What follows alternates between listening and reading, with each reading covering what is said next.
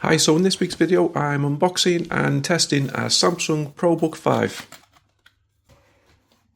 So this is what you get in the box: the laptop, a charger and a cable. So we'll get the laptop out. I'll leave a link in the description. I bought mine from Costco when it was on offer, but I'm sure it's available from other places. So we'll just slide the box out, and then there we can see we've got a nice charger which is 65 watt, so it will charge it nice and quick. And then we've got our USB-C cable, which is 1.8 meters long. And then we'll take the laptop out, and it's a lovely metal finish. It is very, very thin, nice and light. 2 USB-C ports on the side of HDMI output. Nothing on the back except the grill. And then we've got a USB connection on the side, a headphone jack and a port for the micro SD card. So there's 2 different ProBook 5s available, a 16-inch and a 14-inch. So I've gone for the 14-inch as I wanted something a little bit more mobile. So we'll open it up, and it does feel nice and sturdy. This is the nice keyboard and a nice bright screen, which we'll go into further testing. So it's a 3K WQXGA Plus AMOLED touch display. So that will probably mean something to some people. To me, not so much. Rubber feet on the bottom, so it's not going to slide when it's put on a glossy table. And they're slightly raised at the back, so there's a bit of a tilt to it.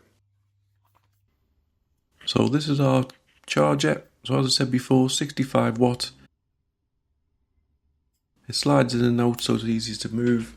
And we've got a USB cable in the socket itself, and then it just goes into the side, and then you'll get a charging light on the side of it to show that it's on charge or the battery's full. So we'll open up and we'll start it for the first time. So power button in the top right hand corner, you just click that on, and then you've got your setup.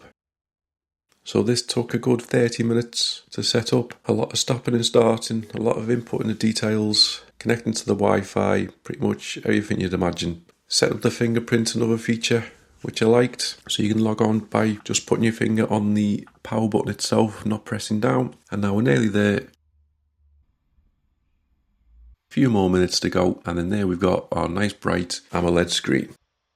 So some of the features, it's got a quick share feature which I'm really impressed with.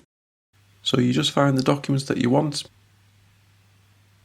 then you click on this button which connects to your ProBook, and then it sends the documents or the files really quickly. So normally if I'd be transferring files, I'd be plugging my phone in through USB-C to the PC itself, as it'll be the quickest way. But with this, you can send it wirelessly and it works super fast. Another great feature, the phone link. So I'm a big fan of this. So you literally just go to the search bar, type in phone link, and then you've got an option here. So as long as you're set up so it connects to the same settings as your phone, you then get this option, and then as you can see it starts loading, and now it loads up your mobile screen. So a bit of a quirky thing, but you can literally scroll along, get all your apps, everything on your phone is now on your laptop screen. So it's probably a good little secret way to use your phone while you're doing your work. It might distract some people, but it's a big feature that I've been very impressed with. So all the files that you've got, you can open. All the apps that you've got, you can open. So you can go through, read all your favourite apps. You can even play games on it. So to me, it's a very novel feature, something I've not seen before. And I know I'm going to be using it a lot. Check out all the latest news. Have a quick blast of some games. Entirely up to you.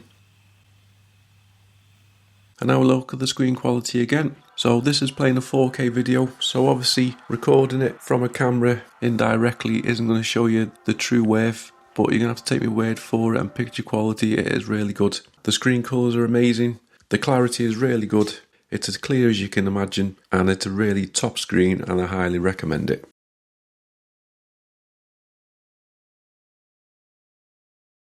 So now gameplay. So don't have a lot of PC games which will work. I've tried to install a few, but because of the restrictions, it keeps saying there's viruses, so I won't install them. The only game that I do have, which is quite high end, is Hogwarts Legacy. So as you can see, it looks good, it plays well.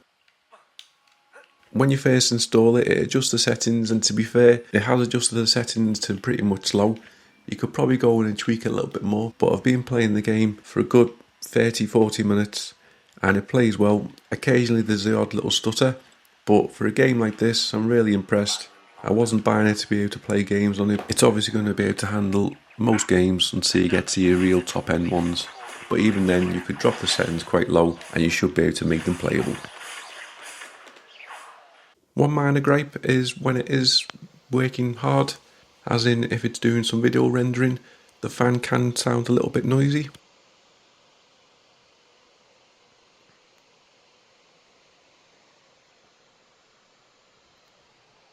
But it is quite a noticeable noise and it may be distracting to some people. So the laptop spec, it has an Intel Core Ultra 5, which is pretty much one of the latest processors. 16GB of RAM, which is probably the minimum one you want to go for at the moment. It's got the Intel Arc graphics in it, that's why you can play some basic gaming. And even though it's showing more there, it does actually only come with a 256GB hard drive, which in this day and age is pretty much embarrassing. There is a slot inside to put an extra hard drive in if you'd like to, which I have done, and I'm going to make a video on how this is done. There's also a slot for an SD card if you want to go for a little bit extra memory too. So to turn it on, you just simply wake it up.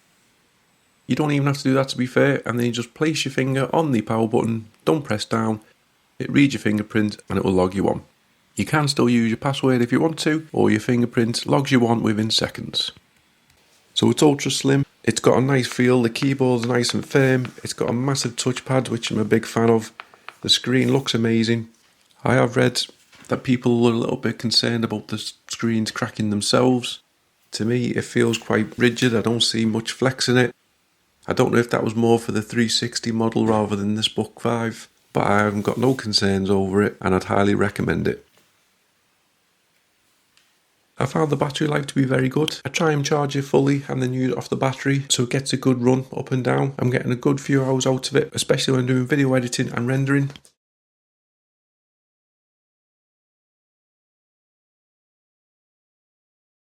So my final thoughts are, it's a great laptop.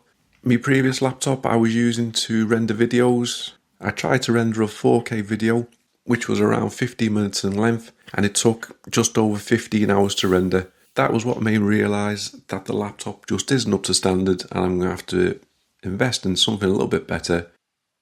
So rendering on this is a lot quicker. Don't get me wrong, it still takes a bit of time doing 4K videos, but nothing close to the 15 hours that the previous one was doing. Overall, I'm finding that it has a lot more positives than negatives. It's arguably one of the best laptops I've ever used, and I'm really happy with the Samsung ProBook 5 so far. If you've got any questions or any tests, just leave them in the comments. But thanks very much for watching. Please like, comment and subscribe.